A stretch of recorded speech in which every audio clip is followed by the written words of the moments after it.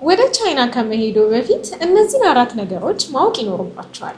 አንደኛ ቪፒኤን ሊኖራችሁ ይገባል። ቻይና ውስጥ ጉግል፣ ኢንስታግራም፣ ዩቲዩብ እንዲሁም ጂሜል ያለ ቪፒኤን ስለማይሰሩ የግድ ከመሄዱ በፊት ስልካችሁ ላይ ቪፒኤን ሊኖረው ይገባል። ሁለተኛ ካሽ አይጠቀሙ። ቻይና በካሽ የሚገበያዩ ሰዎች ቁጥር በጣም አነስተኛ ነው። የመንገድ ላይ ገበያዎች ራሱ እቃ ለመግዛት ቢፈልጉ ኪውአር ኮድ ስካን በማድረግ ወይም በሌሎች የክፍያ መተግበሪያ አማራጮች ለምሳሌ አሊፔይ በመጠቀም ነው ክፍያቸውን የሚፈጽሙት። አሊፔይ መጠቀም ላልቻላችሁ ደግሞ ኢንተርናሽናል ካርዳችሁን መጠቀም ትችላላችሁ። ሶስተኛ የህዝብ ትራንስፖርት። የቻይና ባቡር ትራንስፖርት በጣም ርካሽ፣ ፈጣን እንዲሁም በጣም ንጹህ ነው። ወደ ፈለጉበት ቦታ በባቡር መሄድ ይችላሉ። ነገር ግን ትንሽ የስቴሽን ምልክቶቹ እንዲሁም መንገዶቹ ውስብስብ ሊሆኑባችሁ ስለሚችሉ ልክ እንደ ቤዱ ማፕ ወር ሜትሮማን የሚባሉ አፕሊኬሽኖችን በመጠቀም ጊዜዎትን መቆጠብ ይችላሉ።